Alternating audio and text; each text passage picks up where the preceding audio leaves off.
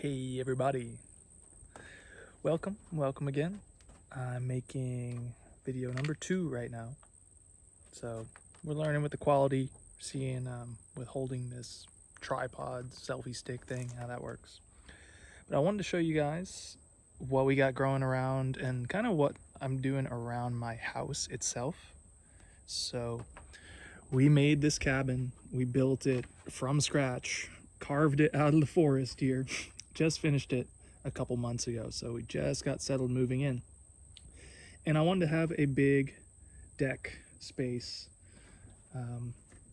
just for jumping around, doing yoga, barbecuing, and of course for some potted plants too.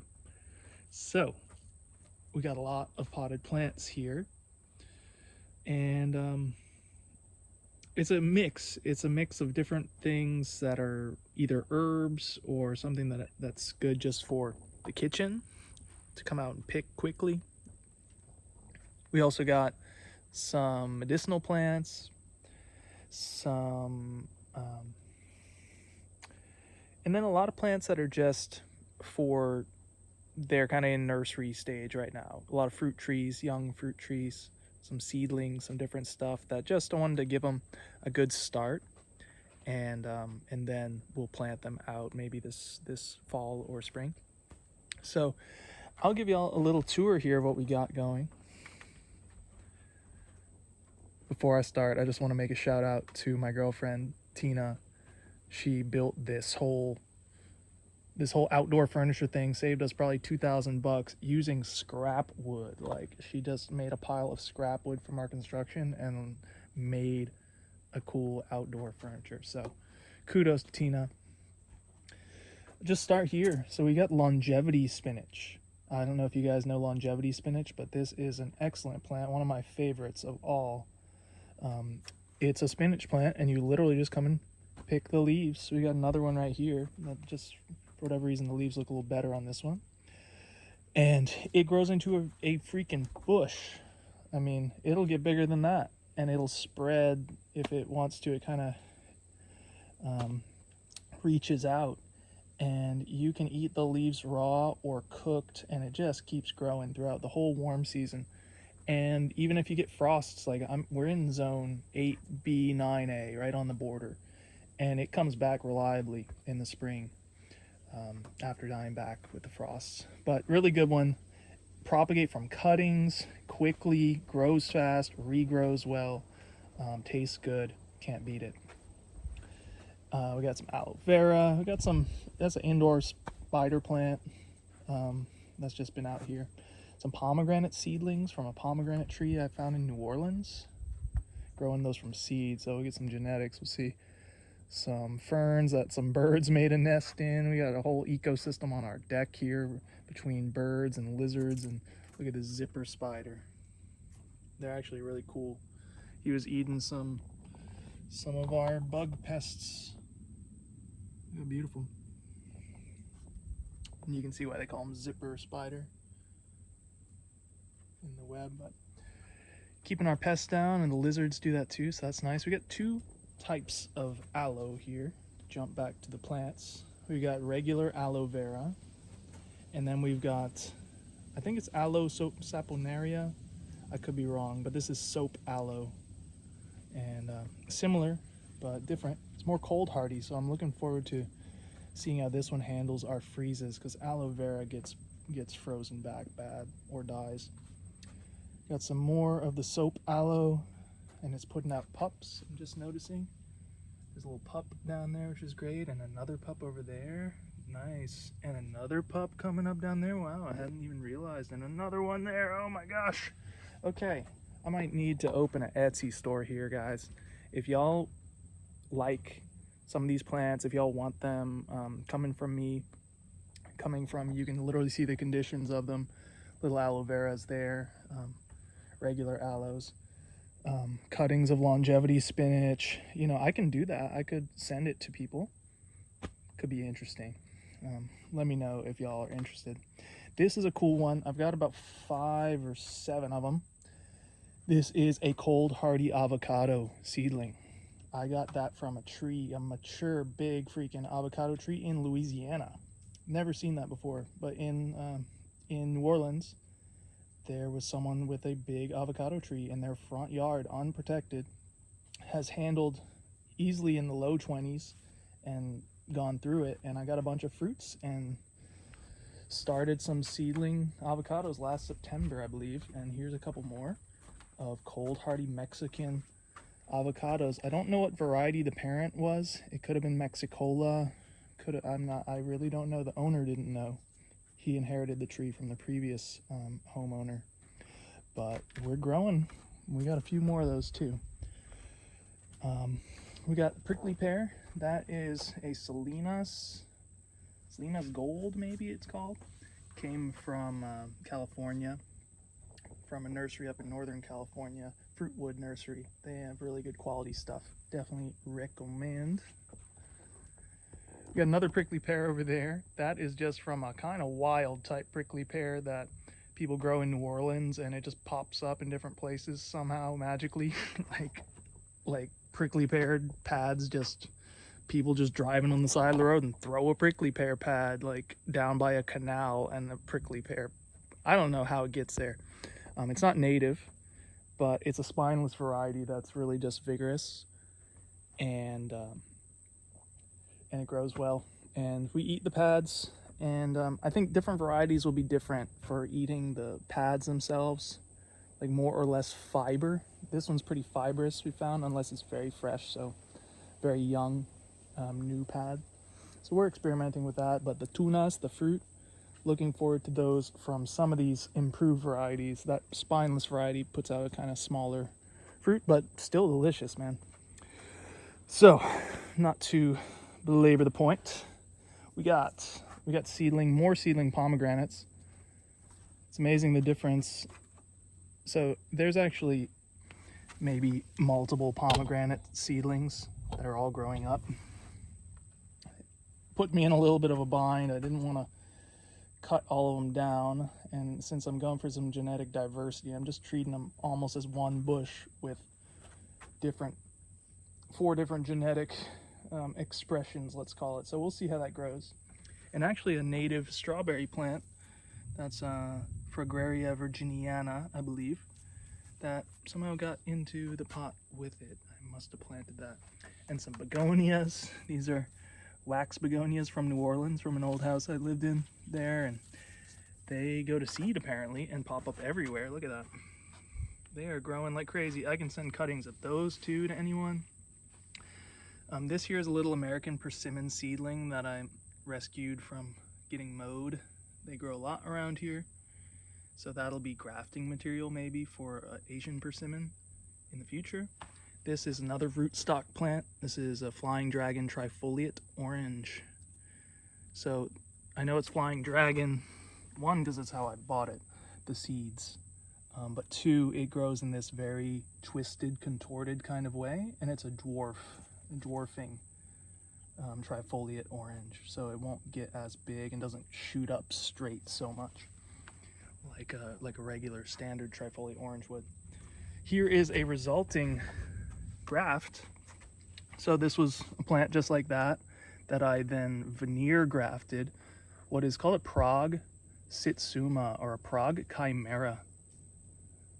It's growing funky, which I guess is true to its name. It is a chimera. Look at the leaves on it. This leaf shaped like a little midden. This leaf is normal. This leaf is like a midden. This leaf has like a winged thing to it. Very interesting. That is a very cold hardy plant. It's a citrus that gives it actually a mandarin fruit, but it's a chimera in that the fruit is of a satsuma. It's crazy. This fruit is of a satsuma, and the wood itself is from trifoliate orange. So it's a hybrid of the two, but instead of being in between the two, it has parts that are from one parent and parts that are from the other parent. And it's the perfect combo because the tree itself is much more cold hardy than a normal good eating mandarin would be. So it gets the benefits of that parent in the wood, and the tree itself. And then the fruit quality is of the less cold hardy parent, but the fruit is going to be the really good one. So it gets the best of both worlds. So we're experimenting. The graft was successful this spring and has put on a couple flushes of growth, about 6-8 inches each time, but it's growing freaking sideways here, so I'm not sure. It's almost growing downward. We're gonna have to see about that. Then we got more pomegranates and some these wax begonias just coming up. The seedling pomegranate, more seedling pomegranate, a sweet olive. And I dug up this kind of root sucker from my parents' house, and it's just a tree from my childhood. And supposedly sweet olive is something that can be useful. I think you make tea from it in China. They do something like that. Got another rootstock, trifoliate orange, some aloe up here with a, I don't even know exactly what this little ground cover plant is, but I need to look into it. But it's very cute, and I kind of let it grow as a weed in there. And some peanuts that needed more space. I put a bunch of peanuts in there to see what would happen. They grow well here in Mississippi, but I don't have like a plow and stuff to kind of do it field cropping way. So I was just growing some, they're called African runner peanuts, and I got them from South Carolina, I think. And yeah, they grow well here, but in a pot, maybe needs a bigger pot. This is holy basil, or tulsi, Indian holy basil. Very good adaptogenic herb. I actually had a lot of tulsi tea in India when I was in the Himalayas this past year, and they like their tulsi there too. It's a very fiery kind of herb. It's supposed to bring a lot of heat to your body. Very pitta, if you're into Ayurveda. It's a very pitta inducing herb, but a very good one. Got some, I think they call this purple queen, or some other names that people use for them. But it's a cool one. We've seen some hummingbirds come to the flowers. Spearmint, that one definitely needs a lot of moisture. I've noticed here, the heat in the summertime in the south is a lot for it. This is a really cool one I'm excited about. This is strawberry guava, or Cattleya guava. Psidium cattleyanum, I think lucidum maybe is the variety, something like that, or litorale, I forget. This is supposed to be the red ones. It's cold hardy down to the low 20s at least, so that'll handle most of our winters here in South Mississippi. But we'll see. I have a couple of them. Here's another one. It's amazing. These were planted on the same day in the same conditions. Now they're in different pots, but only because this one grew so much more, so much faster than this one. This one's now starting to catch up, but there were 4 of them, and 3 of them are this size, and 1 is that size. Don't know why, but we like that they're growing. This here is arugula, rocket arugula. So it's the only type of arugula I've found that really grows well here in the heat and handles it. It almost becomes a bit of a weed, which I'll take. You know, it's nice flavor, very spicy arugula, but it definitely needs moisture, kind of like the mint. It doesn't like drying out. We got here we got our shell ginger. So this is a variegated shell ginger. I got it from New Orleans, dug up a bit of a clump and potted it out. It's very beautiful. This is another plant that I could send to people if they were interested. Could do that. Got more tulsi and some loquat seedlings. If anyone wanted loquat seeds or seedlings, I could definitely send some to people, depending on the time of year and availability. But in the springtime, like April, oh man, I could send you a lot of loquat seeds, and they start pretty readily. These are from seeds from this spring, and they pop up after a month or so, and they've just been kind of coming up, and they handle heat, they handle drying out a little bit, and they're all growing in there. Got a little Persian lime here that is flowering way out of season here. It really didn't grow much this whole spring for whatever reason. It gave us a couple fruits last year, and then this year no fruits and barely any growth, but now it's putting out a flush. So we'll see. That's a very cold sensitive citrus, so I'm not in love with it here. I like being able to grow everything in the ground with as little effort as possible. That's going to need to basically stay in a pot for its whole life. Limes are the most sensitive citrus to cold. Got some different varieties of prickly pear cactus. So we got Desert Love prickly pear. Oh yeah, Desert Love. Nikki's Purple. So another interesting name. It does have a bit of a different shade to it, let's say. Almost a bit of a veneer or like a foggy something color to it versus the regular, more standard prickly pear. This one's Desert Lemon prickly pear. So these are from pads from, again, Fruitwood Nursery in California. And they're growing. They are, I'm doing some experiments. So these are in pots in good potting soil. And then I have other ones that are in the ground with some potting soil in the ground there. And then some other ones that are just kind of planted without any amendment in the ground. And we'll see how they do. Some more of the Flying Dragon citrus root stock. Some strawberries, but man, strawberries in the heat, I don't know. Look at this. These runners are crazy.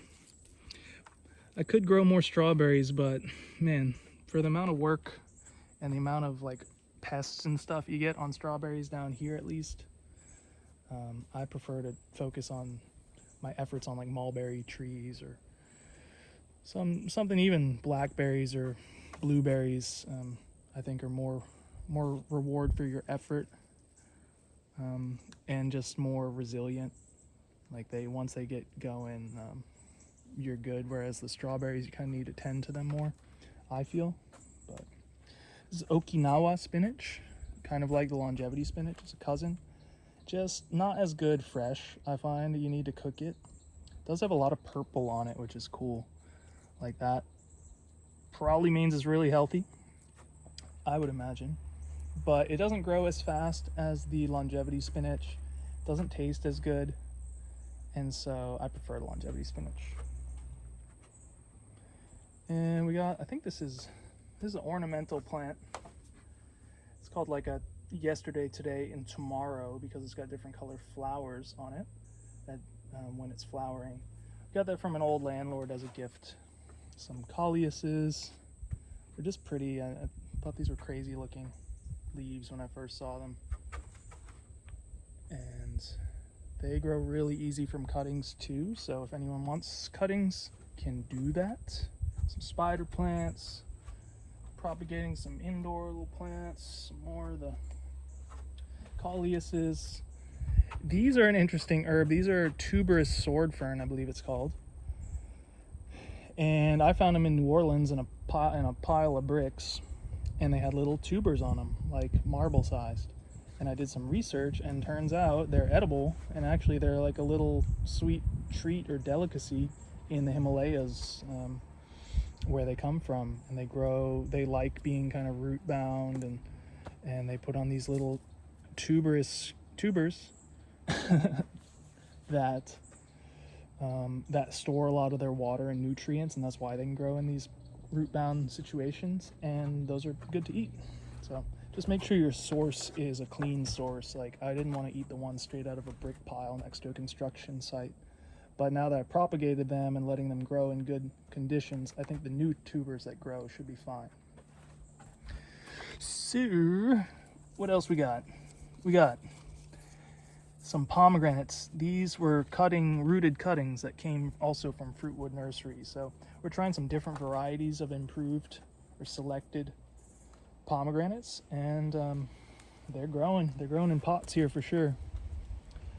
I think the climate here is very different from the Middle East, but it also has a lot in common too. So, and the soil too is different, but I think pomegranate has potential, and we're trying them out. It's actually a pineapple from just a crown from last year. They take a while to get going. This is a Sudachi citrus. So this is a Japanese lime, basically. Japan culinary people use a lot of yuzu, Yuzu people know as their lemon. It's a kind of a floral lemon, supposedly. And this is their lime, basically, that is similar. They use it in their ponzu sauce and different things like that. Why I'm growing it, one, is for all those benefits and uses, but two, because it's cold hardy. We get down, the last 2 winters, we've gotten down to the mid-teens here. At least one night into the mid-teens, and other nights in the high teens and low 20s. So satsumas and good quality citrus, very, very marginal here, and we can get away with it, but you might need to protect them or you might lose some trees. So I was looking for even more cold hardy, like what's the most cold hardy tree, citrus trees we can grow, and sudachi and yuzu, another one. We have, so sudachi and yuzu, I'm growing both, and those should be cold hardy here. We also have I Chang lemon. So this is a veneer graft. I haven't taken off the top of the rootstock yet, but that's a successful veneer graft. Got another I Chang lemon over there. Got that Prague Satsuma I told you about. This is another Prague Satsuma chimera. Also growing kind of in weird directions, but that's okay. This is a changsha that I got from a friend up in Washington State. He's growing mandarins outside of Portland, Oregon, like in, I think, right across the border in Washington. Pretty amazing stuff. Cold hardy changshas. And I'll come and I'll rub the rootstock growth off right there. Sometimes, here we got another rootstock growing up here. Let's take that off. And just leave, that's another changsha. And some cold hardy avocados, there's more there. Some mulberries, we got Shangri-La mulberry, and look, we get these grasshoppers on here that I kind of try to get them out of here. We got Shangri-La mulberry, Illinois everbearing, and a Pakistani mulberry. So those will be planted out into some of our lines, and I'll go over, do a little tour of the lines soon, and around our house, and just some different stuff so you guys can see. And I just want to share it at this point. We've done a lot of work and it's been cool, but I think what would be even cooler is to be able to share it with people and get y'all's honest feedback, see if there's ways that we can improve, things we can share and learn from each other. And I also want to share my experiences because, shoot, I don't have any kids right now, and I want to pass along a lot of my experiences. And if you guys can learn from that and apply them and grow more, and we can learn together, that would be amazing. So see y'all in the next one.